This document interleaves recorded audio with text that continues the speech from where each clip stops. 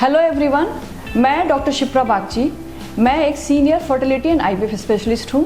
I am a laparoscopic surgeon and expert in high risk pregnancy management.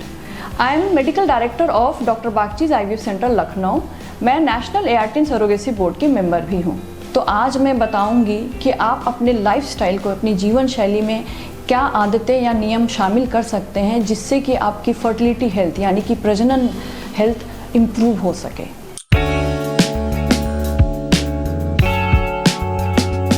प्रजनन स्वास्थ्य बेहतर बनाने के लिए क्या लाए लाइफस्टाइल में बदलाव? तो सबसे पहले इसमें है नंबर 1, पौष्टिक और संतुलित आहार यानी कि बैलेंस्ड और न्यूट्रिशियस डाइट को लेना। Junk food, high carbohydrate rich diet या फिर रिफाइंड फ्लावर यानी कि मैदे की चीज़ें, रिफाइंड शुगर की चीज़ें, इनका सेवन कम से कम करना है। और फल, हरी पत्तेदार सब्जियां, प्रोटीन रिच डाइट, इनका सेवन अधिक से अधिक करें। नेक्स्ट नंबर 2 आता है फिजिकल एक्टिविटी। आजकल के मॉडर्न लाइफस्टाइल में फिजिकल एक्टिविटी बहुत कम हो गई है। सबकी लाइफस्टाइल बहुत ही सेडेंटरी हो गई है। तो फिजिकल एक्टिविटी यानी एक्सरसाइज को आपके डे टू डे लाइफ में किसी भी फॉर्म में शामिल करना बहुत ज़रूरी है। चाहे वो सिंपल वॉक हो, रनिंग हो, जॉगिंग हो, योगा हो, डांस हो या फिर जिम वर्कआउट। नेक्स्ट है कि किसी भी तरह के नशे के सेवन से आप दूर रहें, चाहे वो अल्कोहल, स्मोकिंग, टोबैको, किसी भी तरह का नशा हो। एक और इसमें चीज़ होती है पैसिव स्मोकिंग, यानी कि अगर आप एक्टिव स्मोकर नहीं भी हैं लेकिन अगर आपका पार्टनर, फ्रेंड या फैमिली मेम्बर कोई भी स्मोक करता है तो आपको भी उतना ही नुकसान पहुंचता है जितना कि एक्टिव स्मोकर को है। तो इस बात का भी आपको ध्यान रखना होगा। सबसे इम्पॉर्टेंट जो तीसरी इम्पॉर्टेंट चीज़ है वो है स्ट्रेस, यानी कि मानसिक तनाव को कम रखना, चाहे वो वर्क स्ट्रेस हो या फिर फैमिली स्ट्रेस हो। और इसमें मेडिटेशन और साइकोलॉजिकल काउंसलिंग आपकी मदद कर सकते हैं। एक बात मैं और डिस्कस करना चाहूँगी, जो आजकल की युवा पीढ़ी है उनमें ये देखा जाता है कि जो उनकी एक प्रवृत्ति होती है कि वो देर रात तक जगते हैं और देर से सोकर उठते हैं।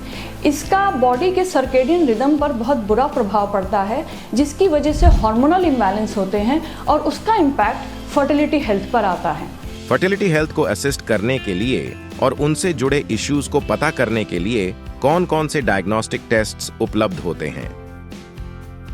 फर्टिलिटी हेल्थ को असेस करने के लिए तमाम टेस्ट उपलब्ध हैं, लेकिन जो बेसलाइन टेस्ट हैं जिनसे हम मोटे तौर पे जुड़ी समस्याओं का पता कर सकते हैं, उसमें महिलाओं में सबसे इम्पॉर्टेंट है ट्रांसवेजाइनल सोनोग्राफी का, जिससे हम ओवरी, यूट्रस और फैलोपियन ट्यूब से जुड़ी कई समस्याओं का हम पता कर सकते हैं।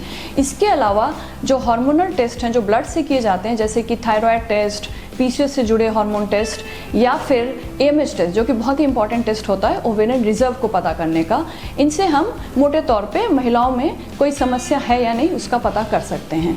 सिमिलर तरीके से हम पुरुषों में सीमेन टेस्ट से ये पता कर सकते हैं कि कोई फर्टिलिटी से जुड़ी समस्या है या नहीं है। लेकिन किसी भी टेस्ट को कराने से पहले मेडिकल सलाह लेना बहुत ज़रूरी है। गूगल करके टेस्ट करा के सेल्फ मेडिकेशन कतई ना करें। क्या कोई ऑल्टरनेटिव या सपोर्टिव थेरेपी है जो फर्टिलिटी हेल्थ को इम्प्रूव करने में मदद कर सकती है?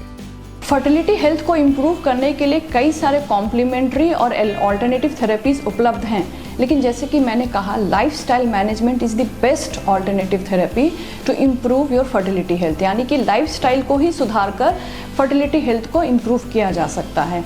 जो ऑल्टरनेटिव थेरेपीज उपलब्ध हैं जैसे कि acupuncture, herbal medicines, mind and body therapy, psychological counselling, इनका भी बहुत अच्छा इम्पैक्ट होता है। लेकिन किसी भी ऑल्टरनेटिव थेरेपी को अपनाने से पहले डॉक्टर से डिस्कस करना, अपने फर्टिलिटी स्पेशलिस्ट से डिस्कस करना ज़रूरी है।